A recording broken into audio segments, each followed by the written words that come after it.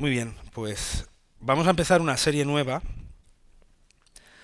después de la eternidad de los atributos de Dios. Vamos a hablar de la remonstrancia versus los cánones de Dort. No sé si habéis escuchado alguna de esas cosas. Los cánones de Dort sí, que vienen del sínodo de Dort, ¿no? Todos lo conocemos más del calvinismo, pero la remonstrancia, si yo os digo Jacobo Arminio, ahí sí, ¿no? Bueno, pues la remonstrancia tiene que ver con el arminianismo. Entonces, el propósito de esta serie tiene que ver con, igual que cuando estuvimos estudiando todos los atributos de Dios, decíamos que era muy importante conocer el carácter de Dios, todo lo que es Dios, para que supiéramos realmente a quién estábamos sirviendo y no estuviéramos sirviendo a un ídolo creado por nuestra propia mente, nuestro propio corazón, sino que supiéramos quién es el Dios al que servimos. Pues esta serie trata un poquito también de afianzar cuáles son las bases de nuestra fe, las bases de en qué creemos, por qué creemos lo que creemos. ¿Vale? Eh, si conociendo a Dios podíamos evitar muchos errores doctrinales que iban en contra del propio carácter del Señor, conociendo las bases de nuestra fe también podremos evitar otro tipo de errores y incluso argumentar en contra de herejías. ¿Vale? Entonces es importante que no solo vivamos una vida cristiana en el espíritu, malentendido, sino que es necesario que abundemos en conocimiento, que nos que tengamos conocimiento de la palabra, que tengamos conocimiento de dónde viene nuestra tradición, entre comillas, cristiana, por qué somos cristianos. Entonces, esta es la parte 1, va a ser una parte más introductoria. Y en 2 de Timoteo 4:3 dice, yo leo siempre de la versión de la Biblia de las Américas, así que yo no sé cuánta, tenéis que compraros ya la Biblia de las Américas. La Reina Valera... Miguel ya se está dando cuenta, yo no digo nada. 2 de Timoteo 4:3 dice, vendrá tiempo cuando no soportarán la sana doctrina, sino que, teniendo comezón de oídos, acumularán para sí maestros conforme a sus propios deseos. Y quisiera recordaros algo que ya vimos al principio, muy al principio de la serie de los atributos de Dios, y es un texto de Arthur Pink que dice lo siguiente. Los hombres imaginan que al Altísimo le mueven no los principios, sino los sentimientos. Suponen que su omnipotencia es una invención vacía y que Satanás puede desbaratar sus designios a su antojo. Creen que si en realidad él se ha forjado un plan a propósito, ha de ser como los suyos, constantemente sujeto a cambios. Declaran abiertamente que sea el que fuere el poder que posee, ha de ser restringido, no sea que invada el territorio del libre albedrío del hombre y lo reduzca a una máquina. Y esto es muy importante porque de esto vamos a hablar fundamentalmente. Dice, rebajan la eficaz expiación, la cual redimió a todos aquellos por los cuales fue hecha, hasta hacer de ella una simple medicina que las almas enfermas por el pecado pueden usar si se sienten dispuestos a ello, y desvirtúan la obra invencible del Espíritu Santo, convirtiéndola en una oferta del Evangelio que los pecadores pueden aceptar o rechazar a su agrado. Dice, continúa diciendo, el Dios del cual suele hablarse desde el púlpito, el que se menciona en gran parte de la literatura religiosa actual, el que se predica en la mayoría de las llamadas conferencias bíblicas, es una invención de la imaginación humana, una ficción del sentimentalismo sensiblero. Entonces, el propósito de esta serie es conocer un poco mejor las bases de nuestra fe, conocer nuestra doctrina, en qué creemos y por qué creemos lo que creemos, y lo afianzaremos en la palabra. No va a ser simplemente un marco teórico, sino que lo vamos a fundamentar en la palabra. Porque nosotros somos cristianos y somos bíblicos. O sea, nosotros nos basamos en la palabra y en el entendimiento que tenemos de la palabra y lo que el Señor nos muestra en la palabra. Y trataremos de definir nuestra profesión de fe. Es decir, todo ese corpus que nosotros podemos decirle a alguien, esto es lo que yo creo. Y además de decirte qué es lo que yo creo, te digo por qué lo creo. Y por qué lo que tú dices es mentira, es falso o está equivocado. ¿Vale? Entonces, se pierde la salvación. ¿Y por qué pongo esta diapositiva así como a lo bruto? Porque fundamentalmente el problema del arminianismo es este. Hay dos problemas básicos. Uno es en el tema de la elección, cómo Dios nos escoge o nos elige. Y otro es en referencia a si la salvación se pierde o no, que tiene que ver con si la gracia es resistible o no es resistible, etcétera, etcétera. Vamos a ir viéndolo todo eso. Hay que comenzar por algún sitio. Entonces, en esta dualidad del arminianismo y el calvinismo podemos tratar un tema soteriológico, es decir, lo que tiene que ver con la salvación, un tema central que afecta a aspectos de nuestra fe, como decíamos, desde si la salvación se pierde o no se pierde. Y abundaremos en conceptos como la soberanía de Dios en la elección de los santos y el orden de la salvación. Vamos a comenzar haciendo un breve repaso histórico de los fundamentos de nuestra fe y de por qué somos lo que somos. ¿Por qué soy cristiano? O sea, ya no me refiero a la pregunta a la respuesta de soy cristiano porque he creído en Cristo, he confesado que es mi Señor y Salvador. No solo eso, no me refiero a esa parte, me refiero más a cómo se define ser cristiano. O sea, ¿en qué se basa la definición de ser cristiano? Cuando decimos que somos cristianos, sabemos lo que estamos diciendo.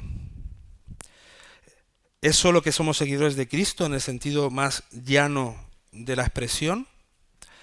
¿O hay alguna cosa más que nos puede definir como cristianos?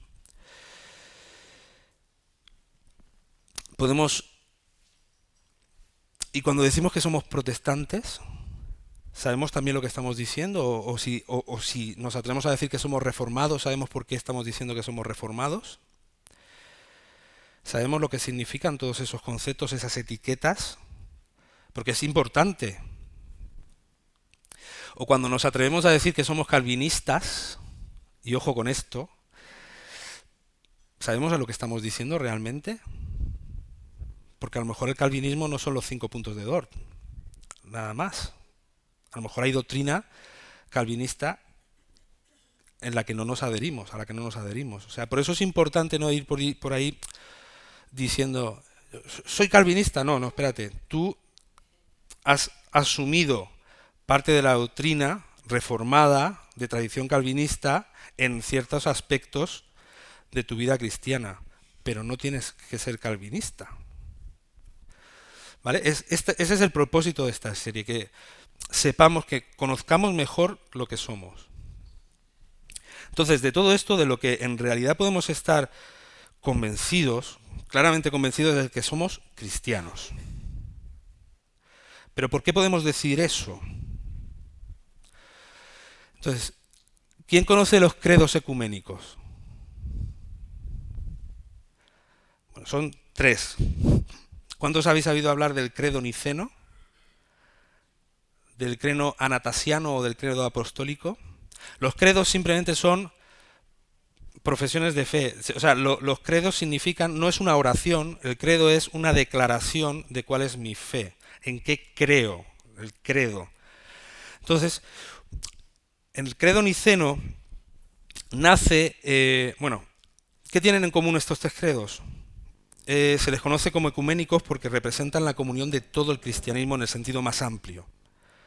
¿Vale? Estamos como poniendo una base. Ahora vamos de lo más general, iremos pasando a lo particular. Son ecuménicos porque representan a todo el cristianismo. Aquel que se puede llamar cristiano puede declarar este credo sin ningún tipo de problema. ¿Vale? La función es resumir la doctrina y mencionar las creencias básicas que unen a todos los cristianos, de forma que la Iglesia pueda crecer sin divisiones ni corrupción ante interpretaciones erróneas de la Biblia. Por ejemplo, Lutero consideraba que el más importante era el niceno, por el simple hecho de que era el primero y del que surgieron los demás. El credo niceno nace como una respuesta a, a una herejía, al arrianismo, que consideraba que Jesús no era Dios, que era una creación de Dios. Entonces, cuando la iglesia primitiva se encuentra con el problema de que hay un grupo que está creciendo mucho y que está diciendo que Jesucristo no es Dios, que es una creación de Dios, entonces se ven en la obligación de establecer un credo. No, los cristianos creemos esto. Si no creéis esto, no eres cristiano. Si crees que Jesucristo no es Dios, no te puedes llamar cristiano. ¿Vale? Y luego el credo niceno, que es del año 325, es ampliado en el año 381 en Constantinopla a raíz de otra herejía sobre el Espíritu Santo. Entonces añaden un párrafo sobre el Espíritu Santo para decir, no, esto también es importante. ¿Vale? Entonces es como establecer qué significa ser cristiano. Si no crees esto, no te puedes llamar cristiano. ¿Vale?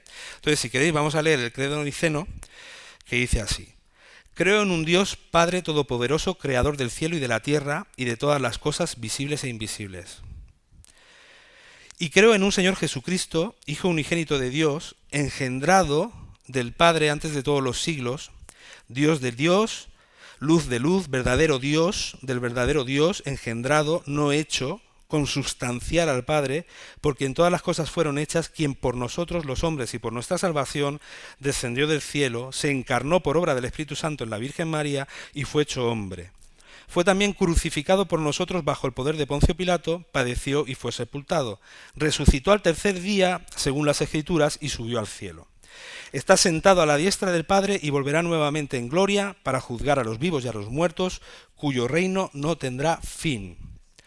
Y creo en el Espíritu Santo, Señor y vivificador, quien procede del Padre y del Hijo, quien es adorado y glorificado juntamente con el Padre y el Hijo, quien habló por los profetas.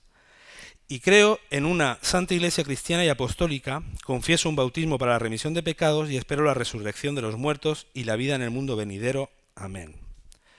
Y ahora, en este párrafo a lo mejor algunos decimos, uy, ¿qué está diciendo? Entonces, dos notas aclaratorias a este párrafo.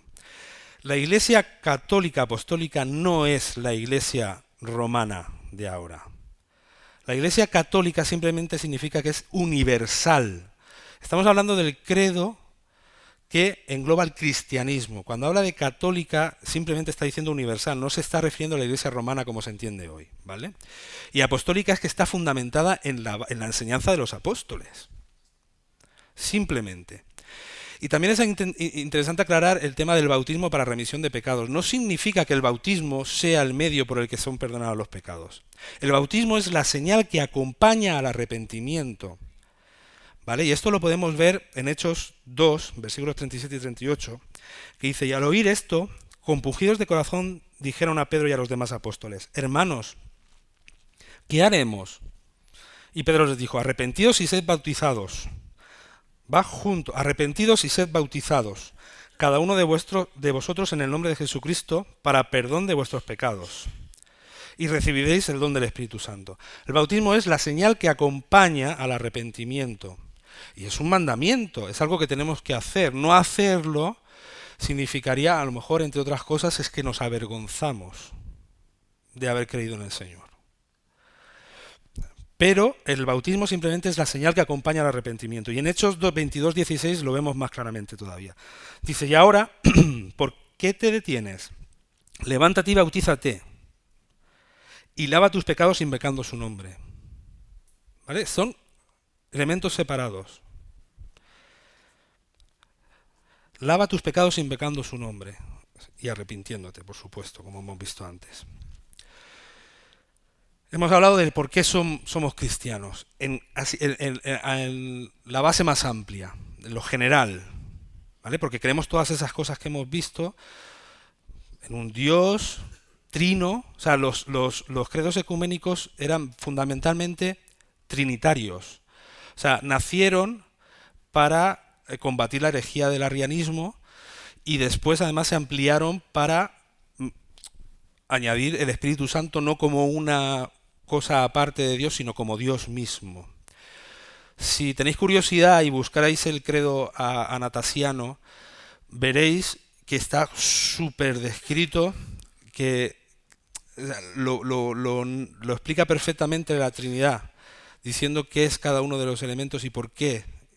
Y es muy claro porque dice, y es Dios, y es Dios, y es el único, y es una persona, pero es Dios, es tal, tiene esta función, pero es adorado como Dios. Entonces, y establece todo ese, el concepto de la Trinidad, que es fundamental.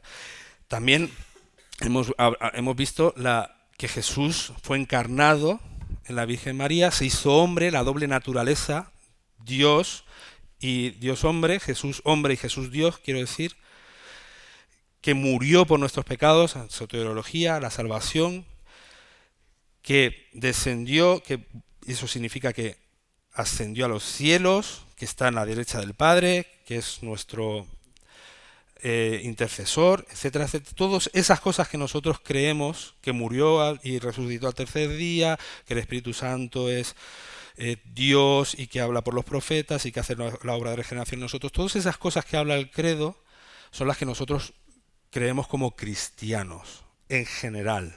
Todo aquel en el mundo que diga que es cristiano cree estas cosas, en todas las confesiones, denominaciones, etcétera. Pero ¿por qué soy protestante? ¿Por qué somos protestantes? Porque somos protestantes, ¿no? Vale. Y aquí nos basamos en las solas, en las famosas solas de la Reforma, ¿vale? Que son la sola gratia, solo por gracia, es decir, es la doctrina que sostiene que la salvación viene por la gracia divina, es un don, un regalo inmerecido. Nada puede hacer al pecador por sus propios méritos. Aquí ya empezamos a distinguirnos de otros grupos de cristianos, ¿vale? La doctrina de la gracia nos distingue de otros grupos de cristianos. Cuando decimos que es solo por fe y no por obras, nos estamos separando de la Iglesia Católica Romana, por ejemplo. ¿Vale? Hemos pasado de lo general y vamos un poquito más a lo particular. Sola fide es la doctrina que sostiene que la justificación es solo por fe y no por obras. Solo Christus, o solo Cristo o solo a través de Cristo. Es la doctrina que sostiene que Jesucristo es el único mediador entre Dios y los hombres y no hay salvación por medio de ningún otro. Y aquí nos seguimos separando de otros grupos de llamados cristianos. Que se pueden llamar cristianos porque, repito, pueden declarar el credo sin ningún problema. Un católico puede declarar ese credo y no tiene ningún problema con ese credo. Pero cuando ya empezamos con la sola gratia, sola fide, solus Christus, ahí ya empiezan a tener problemas, porque han añadido a la sola escritura. Han añadido la tradición, han añadido otros temas. Pero nosotros, como protestantes, entendemos la sola escritura como la doctrina que sostiene que la Biblia es la palabra de Dios autoritativa e inspirada. Es decir, que es la única fuente de autoridad aceptable y que además se puede entender con claridad e interpretar por ella misma. No necesitamos más elementos para entender la palabra que la propia palabra. ¿Vale? Y esto es muy importante. Y añadida, como fuera de tiempo, solideo gloria. Hay muchos autores que solo hablan de las 4 solas primeras, aunque normalmente se conocen las 5, pero esta aparece después. Es un concepto más cultural, pero no era un lema que utilizaran los reformadores, ni Lutero, ni Zunglio, ni Calvino, no usaban este lema, solideo gloria, pero se entendía que nace de los 4, está implícito en los otros 4. ¿Vale? La gloria es solo para Dios, es una consecuencia natural de las demás.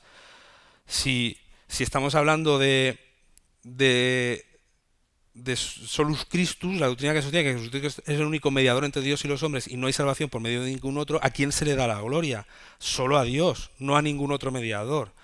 Digamos que el solideo gloria es la consecuencia natural de las otras solas.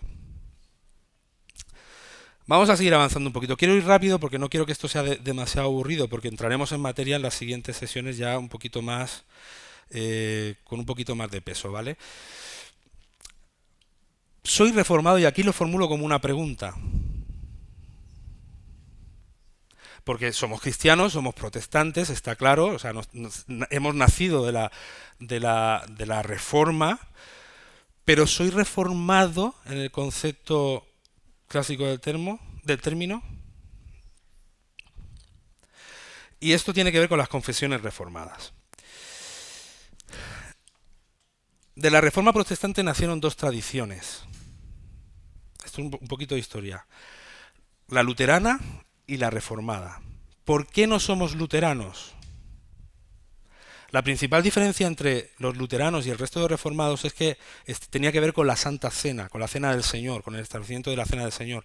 Para Lutero, en el pan y el vino estaban el cuerpo y la sangre de Cristo, reales como los católicos.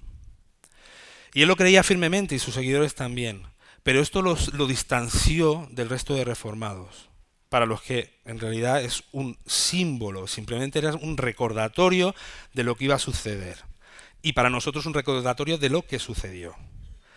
¿Vale? Pero entonces en ese tema concreto separó al luteranismo del resto de los reformados.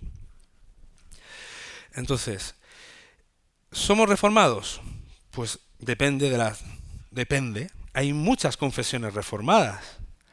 ¿Vale? Está la Confesión de Ginebra, que es la que Calvino escribió primero, que la revisó luego en 1542, la Confesión Gálica o Francesa, la escocesa, la belga, el Catecismo de Heidelberg, los 39 artículos de Inglaterra en 1563, la Segunda Confesión Helvética, que esta es, si la buscáis, esta es la que más representa el consenso reformado.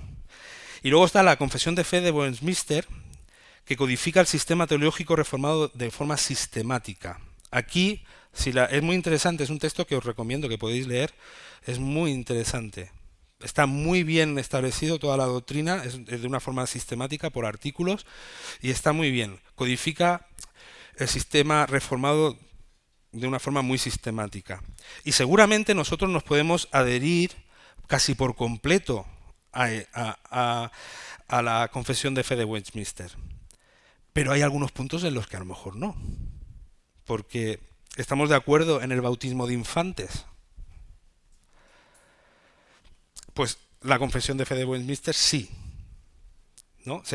Para ellos, igual que para los presbiterianos, por ejemplo, R.C. Sproul era defensor del bautismo de infantes. Para ellos,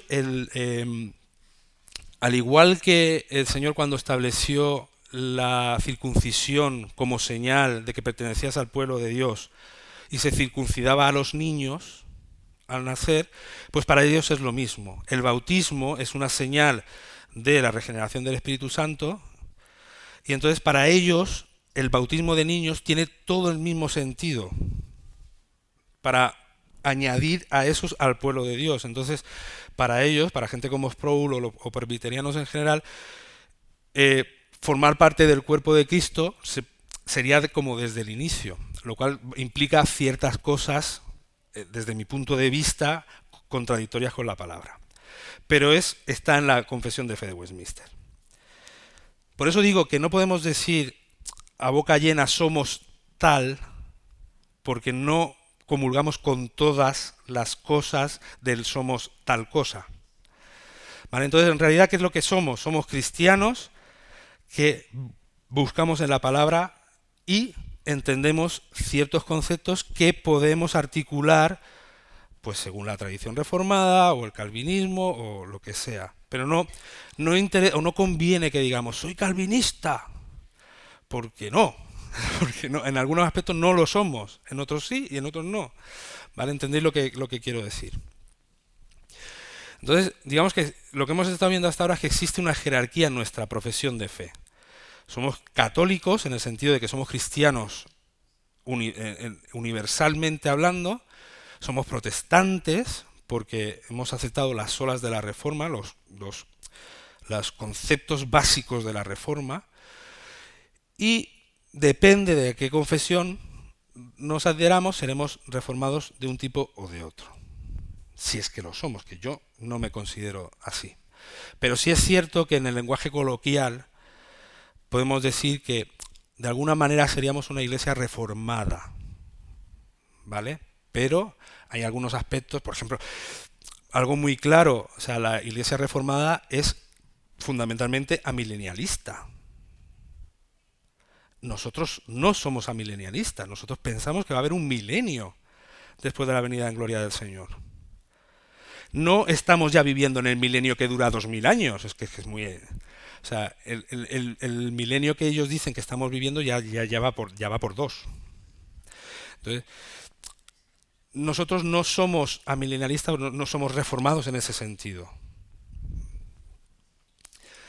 Vale, y entonces ahora ya vamos un poquito a centrarnos en el tema del que va a tratar esta serie, la remonstrancia y los cánones de Dort. Y vamos a hacer un pequeño repaso histórico así, pin pin, de cómo surgen las cosas, para que tengamos un poquito de concepto histórico, ¿vale? Martín Lutero es un monje agustino alemán, inicia una reforma espiritual y doctrinal en 1517 cuando publica sus 95 tesis contra la venta de indulgencias. Fundamentalmente, su descubrimiento teológico lo que a él le impacta es la justificación por la fe. Fue la chispa que encendió la reforma. Lutero sostenía que el hombre es declarado justo solo por la fe en Cristo, no por las obras. Mientras que en Alemania sucedía esto, en Suiza, en paralelo, encabezado por Ulrico Zwinglio, quien también ocurría como una especie de reforma en el mismo sentido. Este hombre enfatizaba la supremacía de la escritura y rechazó todo elemento de culto no prescrito en la Biblia. Avanzó incluso un poquito más. Su reforma en Zúrich fue más radical que la de Lutero y preparó el terreno para el pensamiento reformado posterior. ¿Vale? Hemos estado, en Alemania está Lutero, en Suiza está Zwinglio, y llegamos a Calvino, que él es en principio francés, nace en Francia, pero cuando se convierte al Evangelio se refugia en Ginebra, en Suiza. Y ahí desarrolla su teología y en 1536 publica la primera edición de su monumental obra La institución de la religión cristiana, que es alucinante, porque tenía 27 años. O sea, ya era jurista y humanista, se convierte y a los 27 años ya había escrito Institución de la religión cristiana, que es la base doctrinal de la doctrina reformada. Es una exposición sistemática de la fe reformada. Entonces Ginebra se convierte en el centro del protestantismo reformado. Desde allí se formaron pastores y teólogos que difunden la doctrina reformada por toda Europa. ¿Vale? Tras la muerte de Calvino, su pensamiento se consolida bajo Teodoro de Beza, que es su sucesor en Ginebra, y el calvinismo se expande muy rápidamente. A finales del siglo XVI, en los Países Bajos surge un movimiento que cuestiona algunos de esos aspectos del calvinismo. Ahí aparece Jacobo Arminio, que era un profesor de teología, y aunque había sido formado en la tradición reformada, consideraba que ciertas interpretaciones de la predestinación, es decir, la elección, no eran compatibles con la justicia y el amor de Dios revelados en la Escritura. Entonces, por el 1610 aparecen los remonstrantes, que no son una raza rara ni extraña, simplemente son los seguidores de la doctrina de Arminio. Y entonces estos seguidores de Arminio escriben 5 artículos que se llaman los 5 artículos de la remonstrancia, que era una reacción a la teología reformada del calvinismo. El calvinismo era una teología que se basaba fundamentalmente en Dios es soberano. Punto. Dios es soberano en todo. Y si Dios es soberano en todo, lo es en todo. No es en algunas cosas sí, en otras no. Dios es soberano, Dios manda. Esa es como la base más simple, más simplificada del calvinismo. Entonces escriben estos 5 artículos, que son que la elección se basa en la fe prevista, es una elección condicional. Y aquí los arminianos meten el concepto de la presencia de Dios no causativa. Es decir, Dios conocía cuál iba a ser mi respuesta al llamado, pero no provoca mi respuesta al llamado. Me da libertad para elegir si quiero ser salvo o no. Entonces, la elección de Dios para los arminianos se basa en que Dios ya sabía si yo iba a creer o no iba a creer, o iba a aceptar o no el llamado. Pero no me provoca. Es un caballero, ¿no? Eso que dicen. Pero esto sabemos que no es así. En ese sentido yo me considero 100% calvinista. Dios es soberano. Él escoge. No hay nada que yo pueda hacer para ser escogido. El segundo punto, el segundo artículo de la remonstrancia dice que Cristo murió por todos los hombres, aunque solo los creyentes se benefician de su sacrificio. Esta es la expiación ilimitada, es decir, Cristo muere por todos, pero solo se benefician aquellos que aceptan. Y esto es un problema, porque en última instancia nos lleva al universalismo. Porque si todos los hombres tienen la capacidad de escoger ser salvos, y Cristo ha muerto por todos, podría darse la circunstancia de que todos fueran salvos. Y eso sabemos que atenta claramente contra la palabra de Dios. El tercer punto es la depravación total de la humanidad, matizada más tarde en una depravación parcial. Al principio los arminianos estaban totalmente de acuerdo con los calvinistas en que el hombre está totalmente depravado. Pero claro, esto les afectaba al resto de puntos de la remonstrancia. Entonces acaban matizando la depravación total en una depravación parcial. Y entonces surge el concepto de gracia prevenente. La gracia preveniente es una gracia que Dios da universalmente a todos los hombres y que les capacita para aceptar al Señor, para aceptar la fe. Entonces digamos que el hombre está totalmente depravado, pero gracias a una obra de gracia de Dios no tanto, y entonces pueden acabar decidiendo que quieren ser salvos. Y esto, como veremos, atenta contra la epístola de Romanos y en general contra todas las epístolas paulinas. En el punto número 4 dice, el hombre necesita la gracia para creer, pero puede resistirla. La gracia resistible, es decir, Dios te hace el llamado, quiero que sean mis hijos, y yo te digo, no. Y Dios se queda tan pancho. No, es que Dios es soberano. Si entendemos quién es Dios, y lo hemos estado viendo en toda la serie de los atributos de Dios, esto es imposible de aceptar. O sea, que Dios el Todopoderoso, el ser increado, quiera algo y tú le digas que no, pero ¿en qué cabeza cabe? Y, por último, la remonstrancia dice que la salvación depende de la perseverancia en la fe.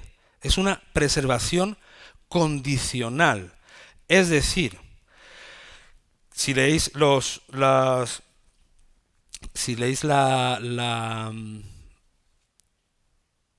declaración arminiana, cuando habla de este punto, ellos dicen que hay una seguridad en la salvación, que cuando eres salvo y nadie te puede apartar, pero si tú decides apartarte, apostatar del Señor, caes de la gracia. Y eso es en el origen de la remonstrancia. Después se ha ido matizando y ya no es solo si tú decides apostatar, es si no vives una vida de acuerdo a la santidad, entonces te caes de la gracia. Digamos que todavía han forzado más el concepto. Ya no es simplemente una apostasía meditada o que tú decides apostatar, sino que puede ser que caigas de la gracia directamente. Entonces, claro, esto lo veremos con calma, pero ¿cuántas veces te puedes caer de la gracia y volver a ser salvo? ¿No? Entramos como en una serie de problemas importantes. Entonces, la controversia fue tan importante y el arminianismo cobró tanta fuerza que la Iglesia reformada tuvo que hacer un sínodo en el que congregó a la iglesia holandesa, la escocesa, la suiza y la alemana, las principales confesiones, y entonces hicieron el sínodo de Dort. Se reunieron en el 1618 y tras 159 sesiones creo que eran, escribieron los cánones de Dort, de los que se resumen después los 5 puntos llamados los 5 puntos del calvinismo, o con el acrónimo TULIP en inglés. Pero es una reacción a la remonstrancia, es una reacción al auge del arminianismo. No es, o sea, los cánones de Dort no son la doctrina calvinista o la doctrina reformada, es la respuesta a esos 5 artículos de la remonstrancia. ¿Vale? Entonces, esto ya hemos dicho. Entonces, vamos a hacer un resumen de esos 5 puntos del arminianismo en contraste con los 5 puntos del calvinismo, de la respuesta del sínodo de Dort. Primero, gracia preveniente o depravación parcial. Aunque ya lo hemos dicho, aunque los seres humanos están afectados por el pecado, tienen la capacidad de responder al llamado de Dios a través de la gracia preveniente. El calvinismo dice, no, depravación total. El hombre está absolutamente incapacitado de venir a Dios por sí mismo. Y aunque aceptáramos el concepto de libre albedrío, la decisión del hombre, por su depravación, va a ser siempre ir al pecado. Y esto lo vemos en Romanos 3, versículos 10 al 12, que dice, como está escrito, no hay justo ni aun uno. No hay quien entienda, no hay quien busque a Dios. Todos se han desviado, a unas se hicieron inútiles. No hay quien haga lo bueno, no hay ni siquiera uno. Y esto lo hemos visto muchas veces. En Efesios 2 también dice, y Él os dio vida a vosotros que estabais muertos en vuestros delitos y pecados. Si estás muerto, no puedes responder. Y aquí, por ejemplo, cuando vemos que el Señor resucita a Lázaro, Lázaro estaba muerto y es la orden de Dios. Lázaro, ven fuera. Y entonces Lázaro despierta y sale fuera.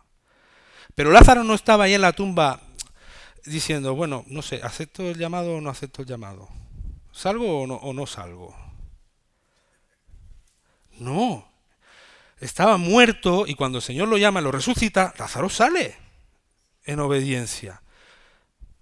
Lázaro no está ahí medio vivo, medio muerto, decidiendo si quiero salir o no salir de la tumba. ¿Entendéis lo que quiero decir, no? Él os dio vida a vosotros que estáis muertos en vuestros delitos y pecados, en los cuales anduvisteis en otro tiempo, según la corriente de este mundo, conforme al príncipe de la potestad del aire, el espíritu que ahora operan los hijos de desobediencia, entre los cuales también todos nosotros en otro tiempo vivíamos en las pasiones de nuestra carne, satisfaciendo los deseos de la carne y de la mente, y éramos por naturaleza hijos de ira, lo mismo que los demás. Vale. Segundo punto. Elección condicional frente a elección incondicional. Los arminianos dicen que, como ya hemos dicho, que Dios escoge sabiendo de antemano qué es lo que íbamos a responder. Entonces su elección está condicionada a que yo acepte o no acepte la salvación, justo lo que acabo de decir del ejemplo de Lázaro. Sin embargo, en el calvinismo o en la doctrina reformada, Dios elige a las personas para la salvación sin basarse en ningún mérito o acción humana previa. ¿Vale? Y además lo hace desde antes de la fundación del mundo en su soberanía. ¿Vale? Tercer punto. Expiación ilimitada o universal o expiación limitada. Los arminianos creen que Cristo murió por todos los hombres y por cada hombre, aunque solo los creyentes son salvos. Y entonces se basan en muchos textos que dicen de tal manera amó Dios al mundo, y todos esos textos que habla de todos o de mundo y lo interpretan de esa forma. ¿Cómo lo interpreto yo? ¿O lo interpreta la doctrina reformada en general? Que tanto los evangelistas como los apóstoles eran judíos hablando a judíos, en un mundo judío, en el que los judíos consideraban que solo los judíos eran pueblo de Dios. Y entonces el énfasis del Nuevo Testamento todo el tiempo es decir, no solo los judíos, también los gentiles. Y esos son todos, y ese es el mundo. ¿Vale? Punto número 4. La gracia resistible frente a la gracia irresistible. Los arminianos consideran que la gracia de Dios puede ser resistida y rechazada por los seres humanos. Es decir, tengo aquí el regalo de la salvación, pero no quiero elegirlo. O sea, Dios me llama, Dios me toca, pero yo decido que no quiero, que pase de largo. Y el calvinismo habla de que no. Dios cuando llama y escoge y cuando te presenta el llamado, no tienes otra cosa que hacer. Dios te ha escogido, punto. No hay más. Dios te ha escogido. Y la gracia es irresistible, no puedes rechazar la gracia. ¿Vale? Y el último punto, bueno, dice, todo el que el Padre me da, dice en Juan 6:37, todo el que el Padre me da vendrá a mí y al que a mí viene de ningún modo le echo fuera. Último punto, seguridad condicional de la salvación, o como se suele decir, preservación condicional, o la perseverancia de los santos, que en realidad a mí esto no me gusta tanto el nombre porque confunde un poquito. No tiene que ver con la perseverancia nuestra propia, sino que Dios hace que perseveremos en Él. ¿Vale? Es una obra de Dios, no es una obra humana, no es nuestra. Los verdaderos creyentes no pueden perder su salvación y perseverarán hasta el fin. Es decir, o sea, somos salvos siempre porque Dios nos ha escogido y nada nos puede separar del amor de Dios. Ni nosotros mismos, ni nuestra forma de vivir. Ahora, nos vamos a perder muchas cosas, o vamos a tener muchas consecuencias, vamos a sufrir mucho, etcétera, etcétera, etcétera. Y uno de los graves problemas del calvinismo, o del hipercalvinismo más bien, es considerar que esto significa que puedo hacer lo que me da la gana. No. Porque si consideras que puedes hacer lo que te da la gana, es que no eres nacido de nuevo. Cuando eres nacido de nuevo, ya no eres hijo de la ira y tu tendencia ya no es el mal. Tu tendencia es servir al Señor, amar al Señor. Y sí, nos podemos equivocar, podemos caer, podemos tener problemas. Nos arrepentimos y vamos adelante del Señor. Nuestra vida no es, me da igual. Soy y hago lo que quiero, no pasa nada, soy salvo. No, no eres salvo. ¿Vale? Es muy importante porque el hipercalvinismo ha malogrado este principio y es en lo que los arminianos se basan para decir que esto es mentira. Y es una de las críticas fundamentales del arminianismo es esta. Es que hacéis lo que os da la gana porque como sois salvos no vivís una vida de santificación. No, eso no es así. ¿Vale? Y el otro punto del hipercalvinismo es, oye, si Dios ha escogido a todos ya, ¿para qué vamos a predicar? ¿Para qué vamos a evangelizar? Bueno, número uno es porque es mandamiento del Señor. Y número dos porque es que no sabemos quiénes son los escogidos. Entonces, tendrás que hacer tu obra para saber, porque dice la palabra que el oír, la fe viene por el oír y el oír la palabra de Dios. Si no hay quien les predique, ¿cómo van a oír? ¿Y cómo van a responder? Es que no tiene nada que ver. Es que nuestra obra, la Gran Comisión, tiene que seguir funcionando. Nosotros no somos hipercalvinistas, somos cristianos y tenemos que cumplir con la palabra y el mandamiento del Señor, ¿vale? Entonces dice en Filipenses 1:6, estando convencido precisamente de esto, que el que comenzó en vosotros la buena obra la perfeccionará hasta el día de Cristo Jesús. Es decir, que no voy a perder la salvación, que Dios perfecciona, es el autor y consumador de la fe. Lo que Él empezó, lo termina. ¿Vale? Puesto los ojos en Jesús, el autor y consumador, perfeccionador, en este caso, de la fe, quien por el gozo puesto delante de Él soportó la cruz, menospreciando la vergüenza, y se ha sentado a la diestra del trono de Dios.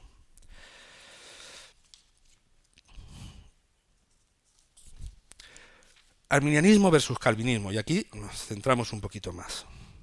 Y este va a ser, y aquí vamos a ir terminando, ¿vale? Pero quiero lanzar, antes de empezar con cada uno de los puntos en las próximas sesiones de cada uno de los puntos, de los 5 puntos del arminianismo frente a los 5 puntos del calvinismo, y establecer una base doctrinal potente en eso, quiero generalizar sobre el arminianismo en contra del calvinismo, ¿vale? Y vamos a hablar de la elección y del ordo salutis. El ordo salutis es el orden de la salvación, ¿vale? Que hay grandes diferencias entre el calvinismo y el arminianismo. En cuanto a la elección, ¿qué es lo que creemos nosotros? Porque en esto sí nos adherimos al calvinismo. Dios nos elige a nosotros. Dios hace una elección de los salvos en base a todos sus atributos. Habla de los atributos de Dios, no de los santos, ¿vale? Dios hace la elección de los salvos en un acto libre, es de la voluntad soberana de Dios. Dios elige sin base ni mérito humano de forma soberana, o sea, no depende de qué somos nosotros o qué vamos a hacer o si somos más guapos o más feos. La elección no causa salvación, es decir, Dios nos escoge desde antes de la salvación del mundo, pero en ese momento no somos salvos. Pero en algún momento el elegido va a ser regenerado, y en ese momento de regeneración es cuando se hace efectiva la salvación.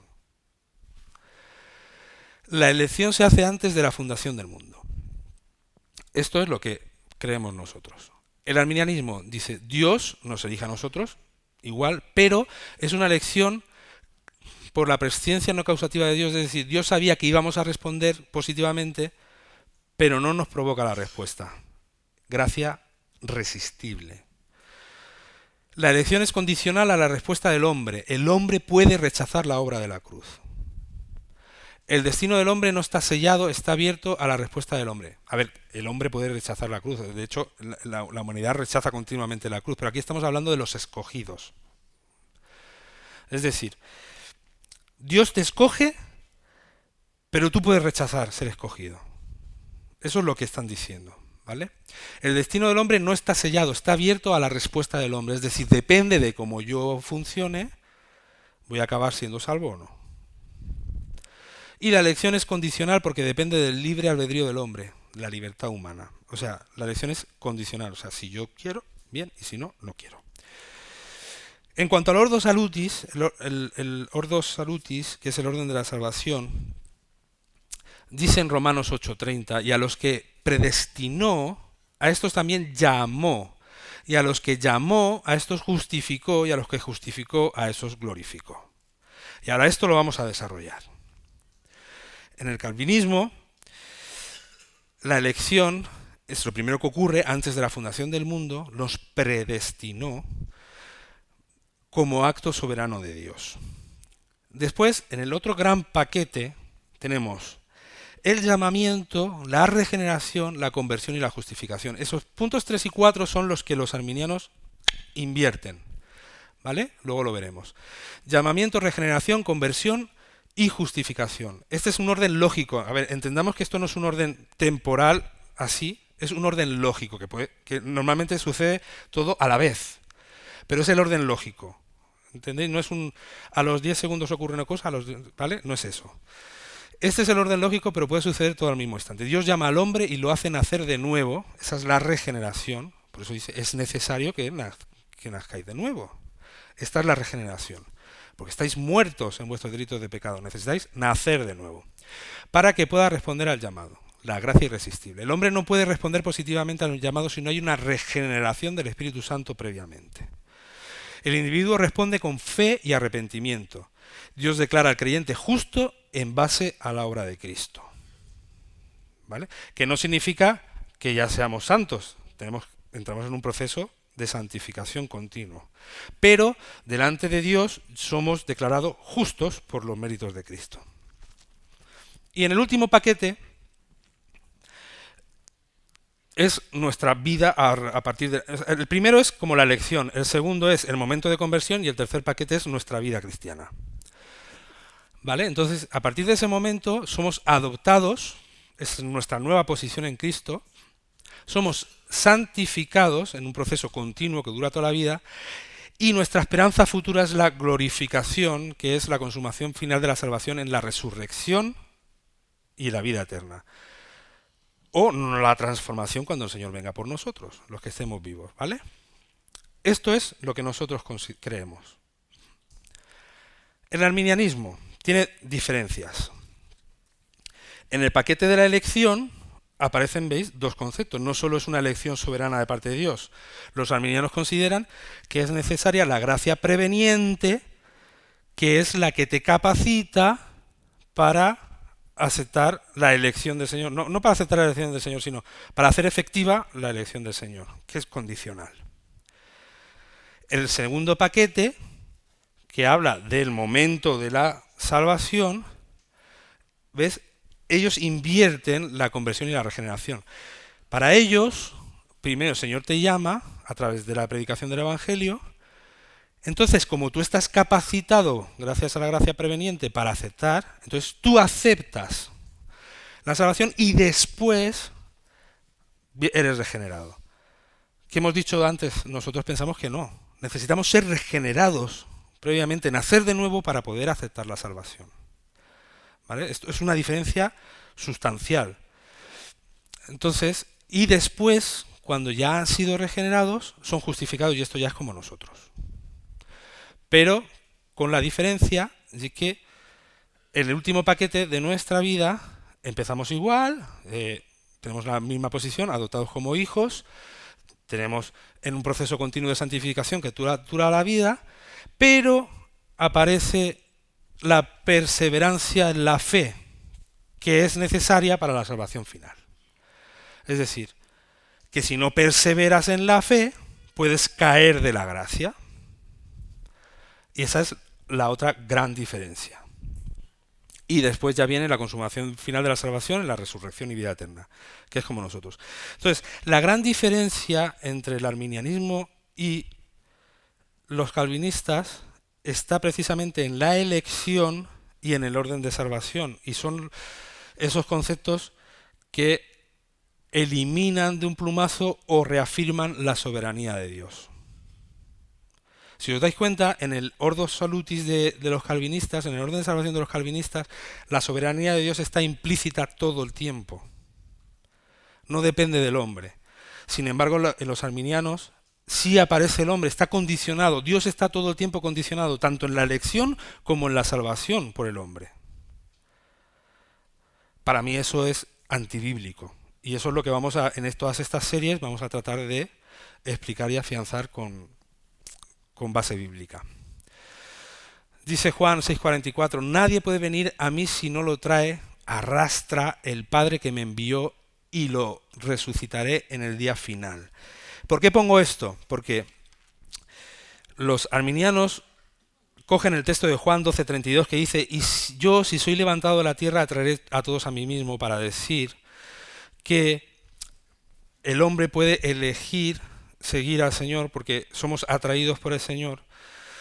Y aquí lo que está diciendo el texto este de Juan 6:44, nadie puede venir a mí si no lo atrae, arrastra el Padre que me envió y yo lo resucitaré en el día final. El problema es que si todo el mundo puede ser atraído por Cristo, y lo que nos está diciendo Juan 6:44 es que a todos esos que son atraídos lo resucitará al día final, volvemos al mismo problema que hemos visto antes. El universalismo. Todos pueden ser salvos. Y eso sabemos que no es bíblico. Y así vamos a terminar, ¿vale? Hasta la próxima, que ya empezaremos con cada uno de los puntos más claros. ¿Vale? Espero que no haya sido demasiado rollo.